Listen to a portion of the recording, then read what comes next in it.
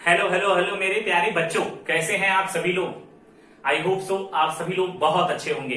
चलिए हम आपका स्वागत करते हैं आपके प्यारे से दुलारे से चैनल मोशन बायोलॉजी में। तो बच्चों आप लोग कैसे हैं, पहले ही पूछे फिर से पूछ लेते हैं, है ना। कमेंट में जरूर बताइएगा सर हम बहुत अच्छे हैं। अच्छे रहिए, हम भी बहुत अच्छे हैं, है ना। घर पे रहिए। और फिर से लॉकडाउन लग गया हमारे प्रदेश में, तो समस्या हो रही है। कोई नहीं, एक कठिन समय है, काटा जा रहा है, काट लेंगे हंसते हंसते। तो पिछली क्लास आप लोगों ने देखा, एंजॉय किया और अच्छे तरीके से हर एक कॉन्सेप्ट को सीख लिया। किसी भी स्टूडेंट को कहीं पर किसी भी हेडिंग में समस्या हो तो जरूर पूछिए, लेकिन पूछने से पहले ये ध्यान रहे कि आप बल्कि एक बार या दो बार वीडियो देख लीजिए। अगर तब ना समझ में आए तब हमें बताइए, तो हम जरूर आपके क्वेश्चन को कंसीडर करेंगे और आपका जवाब देने की कोशिश करेंगे, है ना। पिछले जो लेक्चर में कुछ क्वेश्चन पूछे गए थे उसका सही जवाब जो है बहुत सारे स्टूडेंट ने दिया है। जैसे मैं नाम बता दें अगर, तो अलकारा, आराधना यादव, शालिनी और कुमकुम है, आदर्श है, और उसके बाद राहुल सोनकर और ज्योति राय, ठीक है। और किसी भी स्टूडेंट का नाम अगर हम भूल गए हो तो क्षमा चाहते हैं। मैक्सिमम स्टूडेंट का नाम हमने ले लिया है, जो लोग रेगुलर रहते हैं और क्वेश्चन का आंसर देते हैं, ठीक है। तो आज बिना देरी के स्टार्ट करेंगे आज की क्लास। और पिछली क्लास अगर आप नहीं देखे हैं तो आज की क्लास आपको देखने में बड़ी समस्या होगी, मतलब समझ में नहीं आएगा। तो अगर आप नए हैं तो फिर सबसे पहले क्या करना है, सब्सक्राइब करके बेल आइकन को प्रेस कर दीजिए, फिर लाइक करिए और शेयर करिए बच्चों को, अपने दोस्तों को। और साथ में बता दे बच्चों की आप डिस्क्रिप्शन में जाएंगे, नीचे टेलीग्राम चैनल का लिंक है, वहां पर आपको कुल 7 चैप्टर का पीडीएफ फॉर्म में नोट्स मिल जाएगा। ये 5वां चैप्टर चल रहा है, 4 चैप्टर हम पढ़ा चुके हैं। आप लोग एक एक करके वीडियो देख लीजिए और उसके बाद 5वें चैप्टर की तरफ मूव ऑन करिए। तो चलिए बिना बकवास के आज की क्लास स्टार्ट करते हैं। हाँ, क्लास स्टार्ट करने से पहले क्या हो गई स्टार्ट, तो बता दें हम आपको कि पिछली क्लास में आपको याद होगा हम लोगों ने कोडोमिनेंस पढ़ा था, यानी सह प्रभाविता पढ़ा था। सह प्रभाविता में हमने देखा था कि 2 जीन, यानी कि मेंडल ने जो नियम दिए थे अपने प्रभाविता के नियम, उसके अपवाद पढ़ रहे हैं हम, यानी मेंडल का नियम यहाँ पर फेल है, उस बातों को हम पढ़ रहे हैं जिसमें हमने सह प्रभाविता को देखा था। जिसमें हमने देखा क्या कि 2 जीन एक साथ आकर दोनों अपने आप को प्रदर्शित कर रहे हैं। यह एक सह प्रभाविता का एक बेस्ट एग्जांपल था। हमने उसको अच्छे तरीके से समझा भी और ब्लड ग्रुप को समझा, उसके जीनोटाइप और फिनोटाइप को भी समझा था। आई होप सो आप लोगों को वीडियो बहुत अच्छा लगा हो और आप लोग सारे कॉन्सेप्ट सीख कर बैठे हैं। तो आज हम उस पर अप्लाइड कुछ क्वेश्चन सॉल्व करेंगे और कुछ क्वेश्चन आपको भी देंगे सॉल्व करने के लिए। तो चलिए पहले हम लिख लेते हैं क्वेश्चन, उसके बाद हम एक क्वेश्चन सॉल्व करके बता देते हैं। उसके बाद 2-3 क्वेश्चन हम आपको दे देंगे, आप उसका घर पे बैठ के आराम से प्रैक्टिस कर लीजिएगा। जो नहीं आएगा आप हमें बता दीजिएगा, सर ये नहीं आया, हम उसका आंसर आपको दे देंगे। तो चलिए पहला क्वेश्चन है, क्वेश्चन नंबर फर्स्ट ले लेते हैं। क्या है, समयुग्मजी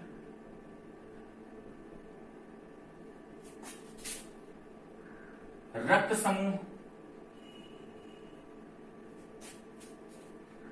समूह ए,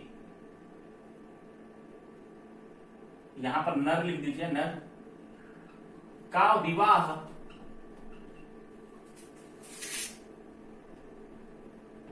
विषम युग्मजी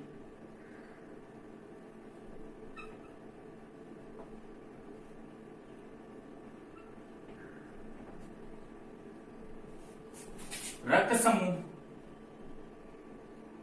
बी से होता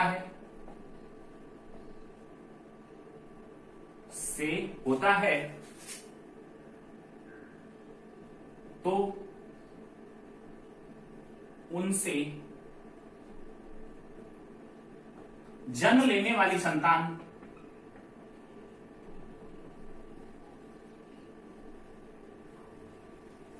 का रक्त समूह क्या होगा। ठीक है बच्चों, रक्त समूह क्या होगा।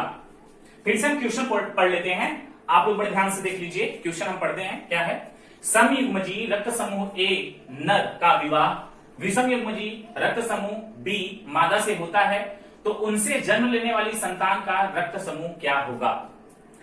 तो जैसे ही आप क्वेश्चन पढ़ते हैं बच्चों, पहले तो आप इस वर्ड को देखिए, समयुग्मजी रक्त समूह ए नर है, तो समयुग्मजी रक्त समूह ए, तो ए का यानी समयुग्मजी रक्त समूह ए का जीन क्या होगा, पहले वो निकाल लेते हैं।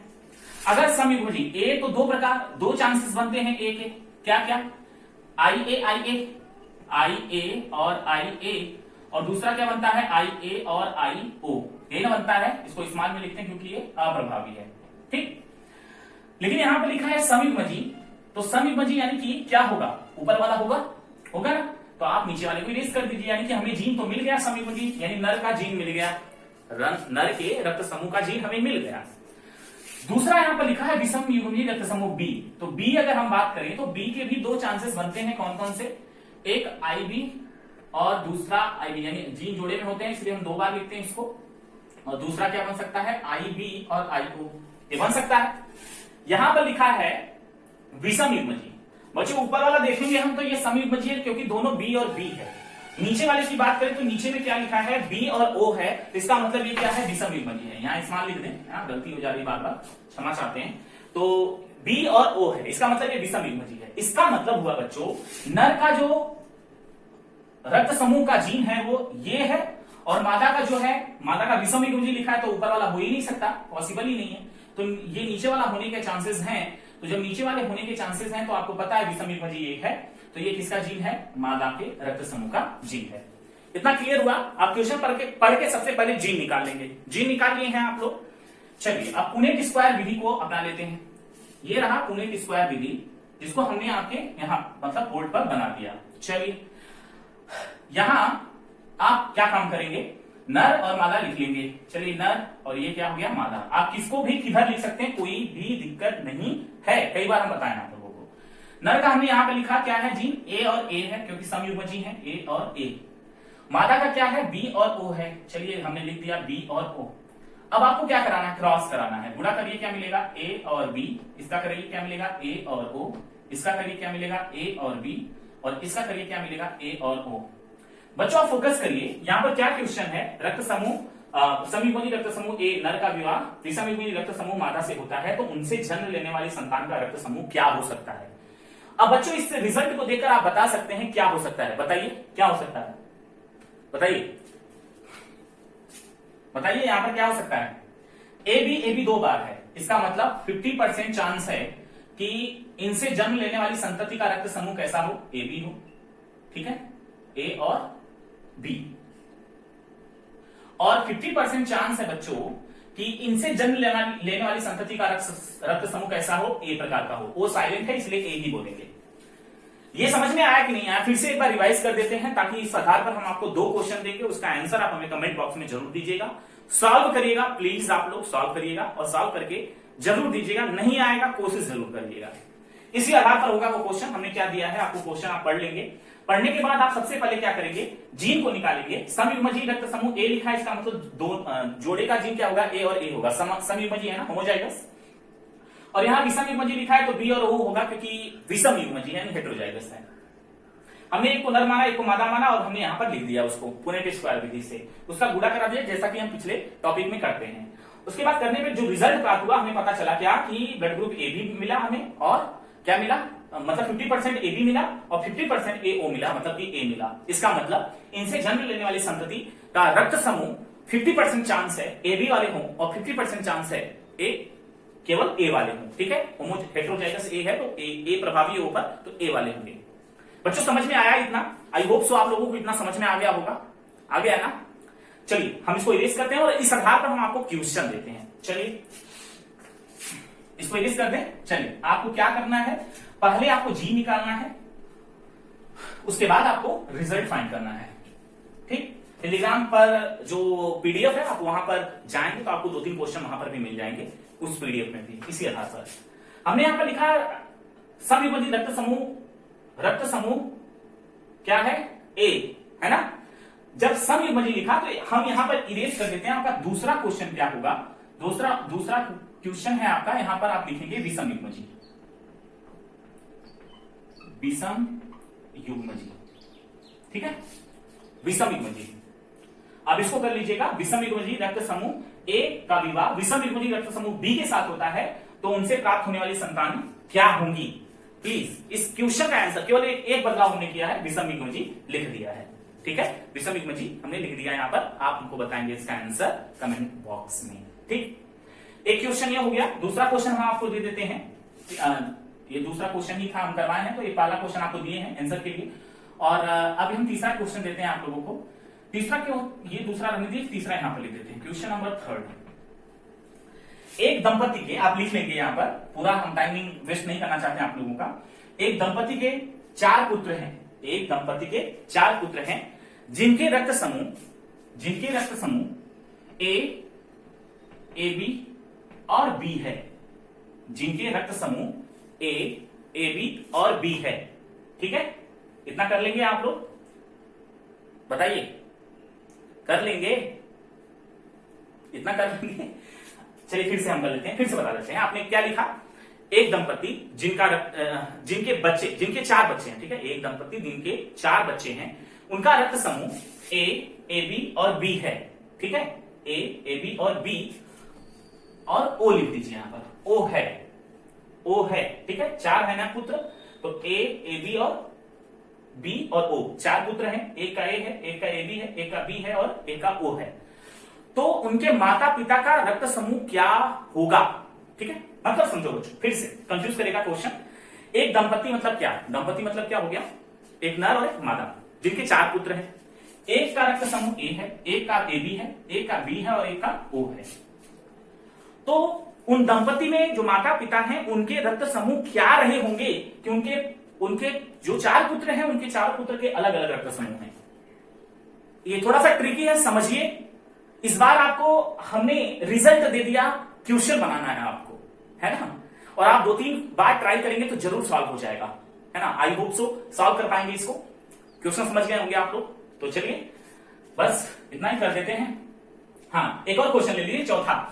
4th क्वेश्चन आप क्या करेंगे, 2 क्वेश्चन आप कर लिए, 4th वाला क्वेश्चन करेंगे आप क्या, यहां पर समीपजी कर लीजिए, समयुग्मजी, और यहां पर भी आप क्या करेंगे,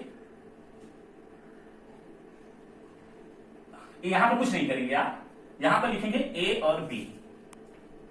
ठीक, ए बी। ठीक है, समयुग्मजी रक्त समूह ए नर का विवाह रक्त समूह ए बी मादा से होता है। यहां जो हम मिटाए हैं कुछ नहीं है, कुछ भी नहीं है, रक्त समूह ए बी मादा से होता है, तो उनसे जन्म लेने वाली संतान का रक्त समूह क्या होगा। ये जो आपको 3 क्वेश्चन दिए गए हैं, प्लीज आप इसको सॉल्व करिएगा, क्योंकि ऐसे क्वेश्चन बोर्ड एग्जाम में आ जाते हैं, साथ में आपके नीट या मेडिकल एग्जाम में आ जाते हैं, जो आपको प्रॉब्लम क्रिएट करेंगे। तो आप सॉल्व करेंगे, नहीं आएगा तो हम डिस्कस कर लेंगे उसके बारे में, हम आपको बता भी देंगे। ठीक है, तो इरेज करें इसको, चलिए इरेज करते हैं और हम अगली हेडिंग की तरफ बढ़ देते हैं। आज बहुत गर्मी है और हम पसीने से भीग चुके हैं, बहुत ही गर्मी है, आप लोग समझिए मेरी बातों को और पढ़ाई करते रहो बच्चों। इतनी गर्मी में हम आपको पढ़ा रहे हैं तो आप पढ़ सकते हैं ना। अगली हेडिंग, यानी आप जैसे एनसीईआरटी ओपन करेंगे, जो जीनोटाइप फिनोटाइप दिया उसके नीचे एक हेडिंग शायद नहीं दी हो, लेकिन वहां पर लिखा है बहु अलील।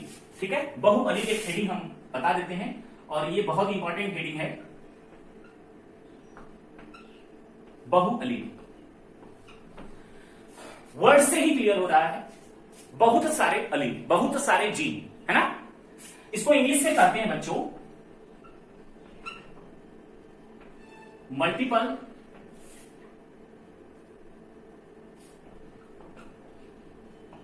अलीलिज्म। देखिए, जब एक लक्षण को नियंत्रित करने के लिए 2 से अधिक जीन हो तो इस प्रकार के जीन को बहु अलील कहते हैं। फिर से हमने क्या बोला, एक लक्षण को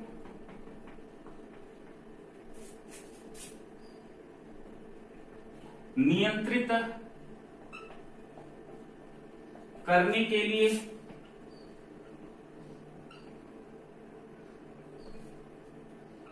2 से अधिक जीन हो उसे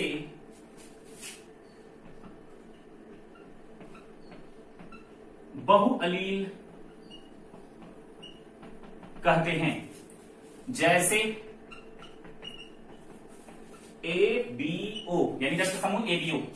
मतलब बच्चों AB को तो आप जानते हैं, ये सर्वग्राही है, और अगर हम इसको O वाला रक्त समूह दे दें, मतलब इसको अगर हम ले जाकर O वाला दे दिए तो क्या बन जाएगा, इसका जीन क्या हो जाएगा, ABO हो जाएगा, ABO हो जाएगा। जबकि A और B किस पर प्रभावी होंगे, O पर प्रभावी हो जाएंगे।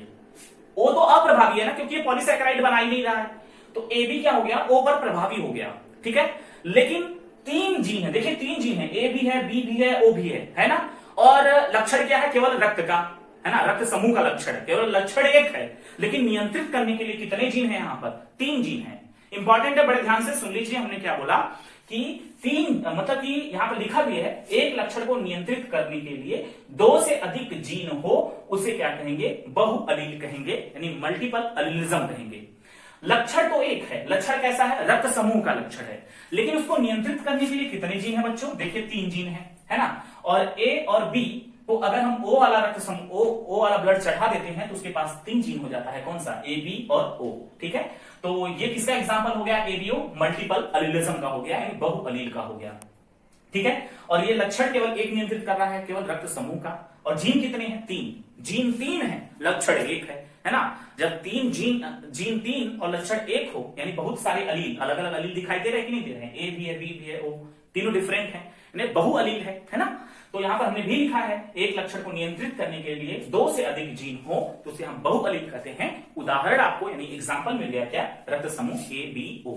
ठीक है, और ABO होगा तो हम उसको बोलेंगे कौन सा रक्त समूह है, AB है, क्योंकि AB जो है O पर प्रभावी है। A और B दोनों सह प्रभावी हैं, दोनों साथ साथ प्रदर्शित होते हैं, लेकिन जब O उसमें जाता है तो O कोई भी छाप अपना नहीं छोड़ पाता, मतलब कोई भी प्रभावी नहीं होता, इसलिए रक्त समूह कैसा होगा, ABO होगा। ठीक है, इसको इरेज करें। सच में बहुत गर्मी है ना, भीग गए हैं बच्चों, पढ़ाई करो। अगली हेडिंग की तरफ मूव ऑन करें, मतलब हेडिंग नहीं बच्चों, जो अगली हेडिंग हम पढ़ाने जा रहे हैं आप लोगों को, वह एक तरीके से हेडिंग तो नहीं कर सकते उसको, बिकॉज वो हेडिंग हम एक बार और पढ़ेंगे। ठीक है, हेडिंग हम लिख देते हैं क्योंकि आपके एनसीईआरटी बुक में दिया है, बहुप्रभाविता। ये सभी के सभी मेंडल के नियम का अपवाद है, यानी मेंडल का नियम यहां पर गलत हो चुका था। ठीक है, वही हम पढ़ रहे हैं, जिसमें हम अक्रोड प्रभाविता पढ़े, फिर सह प्रभाविता पढ़े, फिर अभी बहुअलील पढ़े, और ये बहुप्रभाविता पढ़ने जा रहे हैं। बच्चों ये बता दें, हम पहले क्लियर कर देना चाहते हैं, फिर से फोकस कर लीजिए, सुन लीजिए। आपको बहुप्रभाविता इसी चैप्टर में 2-3 हेडिंग बाद एक और हेडिंग आएगी, वो पढ़ेंगे हम, और वो अगर एग्जाम में आए तो आपको इसको भी लिख सकते हैं और उसको भी लिख सकते हैं। ये जहां पर लिखा है, यानी जहां पर रक्त समूह एनसीईआरटी ओपन करेंगे तो रक्त समूह के नीचे 8-10 लाइन लिखी है, उसी में इसको डिस्कस किया है, हेडिंग नहीं है वहां पर। हम आपसे वादा किए हैं कि हम एनसीईआरटी का एक भी लाइन, एक भी वर्ड मिस नहीं करेंगे, तो हम नहीं करने वाले हैं। ठीक है, तो हम बता देते हैं, आपको समझ में आ जाए। ठीक है, बहुप्रभाविता फिर से फोकस करते हैं, एक बार हमें और पढ़ना है। आप एग्जाम में अक्सर याद करके वही जाइएगा, अगर याद ना हो तो इसको भी लिख देंगे, तभी कोई दिक्कत नहीं, नंबर उतने ही मिलने वाले हैं आप लोगों को। दोनों बहुप्रभाविता का एग्जाम्पल है। ठीक है, बिना देरी के बताएं इसको अब हम। ठीक, बहुप्रभाविता मतलब क्या हुआ, जब एक जीन से बहुत सारे लक्षण नियंत्रित हों, एक जीन से एक से अधिक, यहां पर लिख सकते हैं, एक जीन से एक से अधिक लक्षण नियंत्रित हों तो उसे हम बहुप्रभाविता कहते हैं। एक लाइन का आंसर हमने क्या बोला, एक जीन से एक से अधिक लक्षण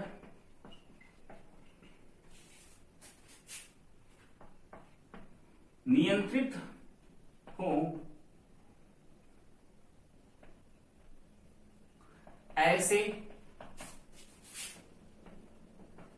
प्रभावी जीन को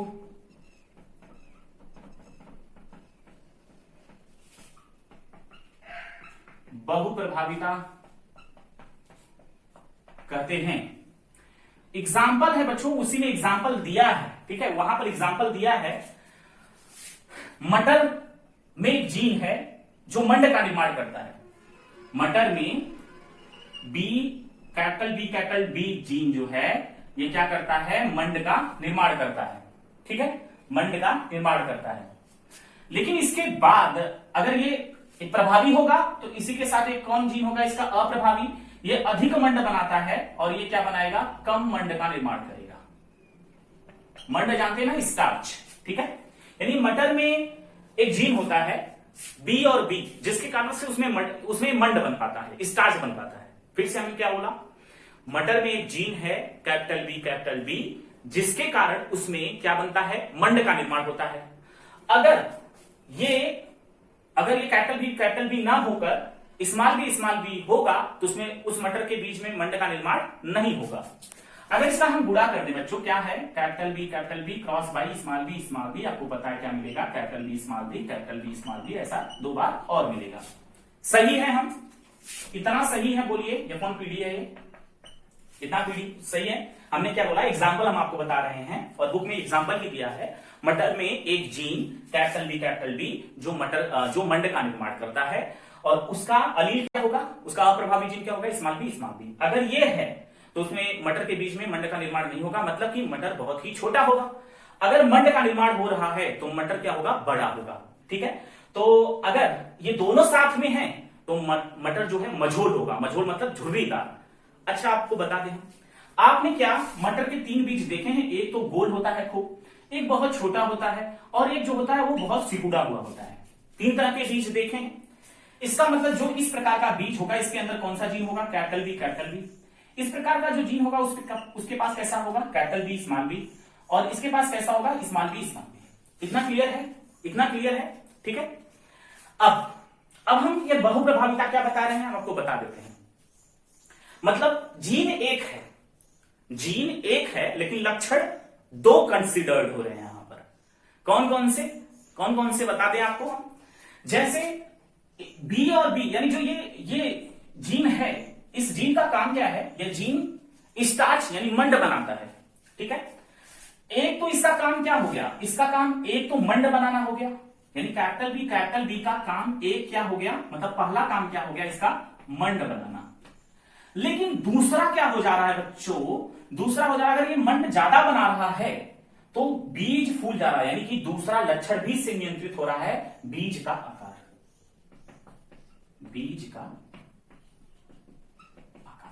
ठीक है। यानी काम एक लेकिन फायदे अनेक वही हो रहा है यहां पर, यानी काम तो एक कर रहा है लेकिन नियंत्रण 2 का हो रहा है। जैसे कैसे बता सकते हैं यहां पर, अगर बी जीन है, दोनों बी है, तो वो मंड का निर्माण करेगा जिससे बीज के आकार में परिवर्तन आएगा, मतलब बीज का आकार बड़ा होगा। तो जीन तो केवल एक काम किया, उसने केवल मंड बनाया, लक्षण तो जीन केवल मंड बनाने का था। मंड जब वो बनाया तो दूसरा लक्षण अपने आप नियंत्रित हो रहा है, मतलब उसका आकार अपने आप नियंत्रित हो रहा है। तो जीन एक है, लक्षण 2 नियंत्रित हो रहे हैं, एक तो मंड बन रहा है, दूसरा बीज का आकार नियंत्रित हो रहा है। ऐसे सिचुएशन में तीनों में होगा।